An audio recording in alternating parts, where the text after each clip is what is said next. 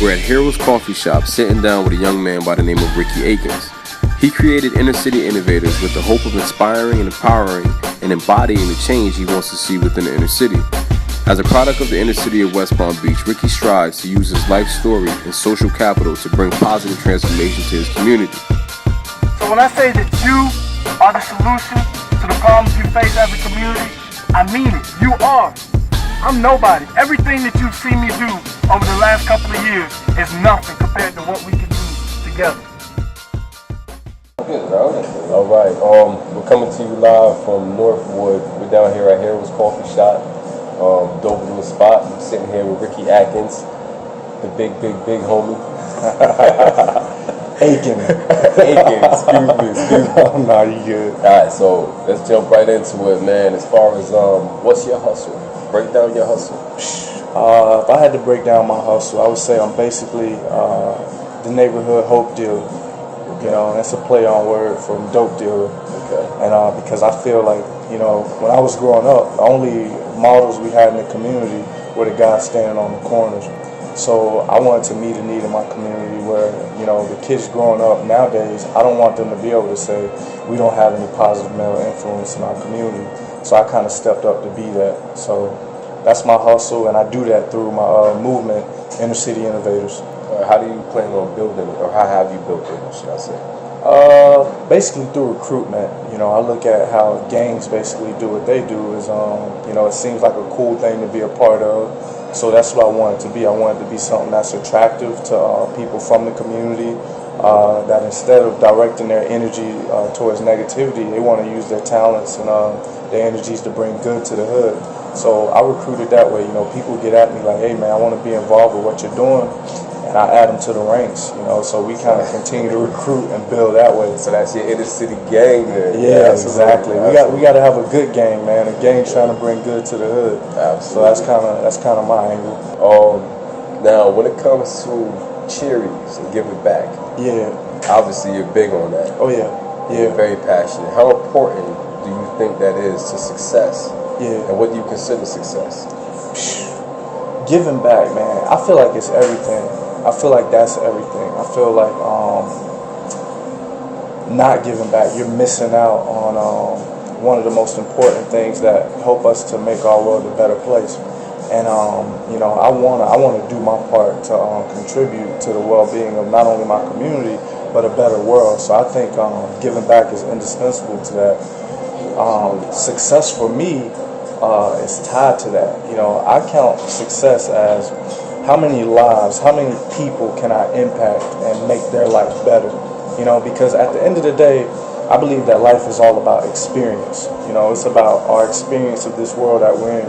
And if I could help improve someone else's experience, then I gain success, you know, and that's it, you know, because, you know, if I look back, everything I'm doing is kind of drawing off of my experiences. I hated my experience coming up, and I don't want another child to go through that. So I want to help improve that, and that's what I give my life to now. So I feel like I get to, because I'm about that, I get to experience success on a daily and weekly basis because I'm able to help or contribute to improving someone else's experience, even if only momentarily. Man, this is the reason why I'm having an interview with this man right here. This is what Flybukkits is about. You know what I'm saying? Giving back to the youth, building up knowledge, knowing the trigger success. Not just knowing stuff to know stuff, but knowing stuff to do something with it. You know? That's deep. I guess one of the questions I asked, I see you ran for something. City commissioner. City commissioner. Yeah. Touch on that a little bit. What made you run for city commissioner? Oh man, I was sitting home. Now, how old are you, by the way? I'm 28. 28 years old. Yeah. Yeah. I was sitting home, and you know, there was a lot of gun violence in our community over the summer. Yes. And I was sitting home. I think it was somewhere in the fall, you know, and the city commissioners. I saw a news story that 2 of them went back to their seat unopposed, and I'm like, why isn't anyone like? I know there's like somebody out there that feels they could do a good job managing our city. And nobody, so I started thinking about my community and all the gun violence. And at the time, I didn't feel like the incumbent over District 1, which embodies my community, was doing enough to address the needs of the people in my community. You know, in my community, our political disenfranchisement, especially in local elections, is almost at an all-time high. You know, people are unconcerned with the local government. They don't feel a part of the overall vision of the city. So I was home and I'm like, man, like, I didn't know what it took. I'm like, what is, I Googled like how to become, and I looked and I saw that you go in, you do the paperwork, you raise the filing fee. So I reached out to all my friends and I said, hey, I'm gonna run for city commissioner. Just like that. Yeah, and they gave me, I raised it and I went and I filed, and I kid you not, as soon as I put the money in, I filed my paperwork and they said, you're now a candidate. I said, what the hell did I just do? What did I just do? Because it opens you up, you know. Now everyone sees that you're a candidate. Like your life is no longer personal; it's public, and everyone's like, "Who is this guy?" And I was like, "What did I just do?" But as I continued the course, man, it was just such a experience for my community to see someone that was from the community, someone that was like them, stepping up and trying to make a difference, trying to be a voice. It united my community in a way that I've never seen before. You know, to this day, my community still calls me commissioner and mayor. You know what I'm saying? And and I made a lot of new friends. Like even people from the Northwood community, like people from the white community that believe in what I'm trying to do for my community reached out. Let me touch on that real quick. I don't want to cut you. Northwood. Yeah. We're on Northwood now. Right. Harold's Coffee Shop, remember that name? Right. What do you think of the changes that's been happening down here as of now? Cause I'm pretty sure it wasn't like this. When I first read about West Palm Beach, it was one of the you know, it was in the category of one of the violentest cities in America at one time. Right. Lake Worth, West Palm area. Yeah. How do you feel about the changes that they're making in this community now? Well, change is complicated. You know, it's a very complicated and sensitive thing because of things like gentrification. People, you know, when you see new building, new ideas and strategies being put forth in the community, the residents fear displacement and things like that. And I feel like one of my visions is to make sure that, because development has to come, you know, it has to occur, but you know, I feel like we have to make sure it's done in a way that's equitable, you know, and that has the best interests of the residents in mind. So it's a complicated thing, and I'm learning as much as I can to, you know, be a voice for my community, even in that regards, because you know, and I believe Northwood is a great project because you know, people from the community can come and be a part of this, but it's like helping business owners in the community and establishing more support that the people in the community can benefit from the progress coming to the community. I think one of the biggest things with that is, you know, to go back to what you said, a lot of people don't realize that when they start building these projects, these buildings, that your rent's going to go up. Right.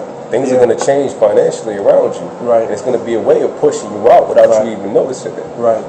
And then the second thing is, a lot of people don't realize that they can be a business owner as well within this community. Right. A lot of people don't even know what their credit scores are to even say, I can't get a loan, I can't.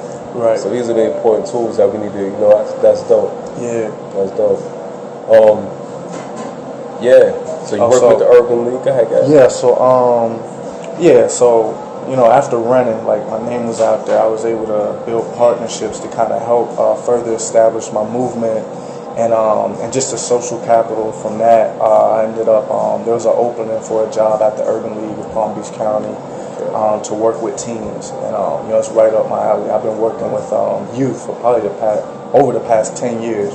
So it was just a great next step until I'm able to get my movement to a place where I can get paid to do what I love, which is be an advocate and a voice in my community. Who do you think was your biggest influence? Who was the person who installed this into you? Man, I would have to say Malcolm X. Why? And it's weird. It's weird, bro, because people they say I remind them more of MLK, but like just who Malcolm X was. Basically his self-development. You know, he was a self-learner.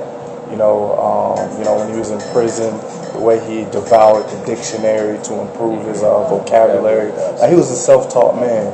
And, you know, even throughout his life, you know, where he went from being radical to he's traveling the world, learning new things about the world, even his own religion. And he was just in a constant state of evolution. And I think out of all the leaders, that resonated most deeply with me, you know, because he was from the inner city, and he was a voice of the people at that time. So, you know, reading his story really inspired me to want to step up, stand out, and be the leader my people need. If there was one book that you would give to a 17-year-old you, what book would that be and why? I'd probably give myself the book I had, and that book was The 7 Habits of Highly Effective People. And it's a good one. It's a good one. That book, like, it rocked me, bro. The idea that I can plan my life out, like that I could start from where I am, and like really map out the course I want my life to go. I don't know why it was new information. I guess because before I felt like my life was predetermined. Like growing up, it's like my older brother's so dope, so eventually I'm gonna drop out and sell dope, and that's what I did. It was like you do what the people before you did.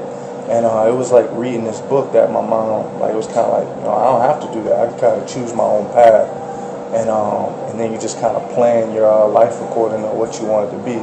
So I think that's why that book resonated with me so much, because it taught me that I could be in control of my own destiny. That's deep. That's a very good book. Yeah. It's a very good book. This is going to be the segment right here, Flybukkits TV. This one right here is called Inner City Heroes. And the man just explained why I consider him to be an inner city hero.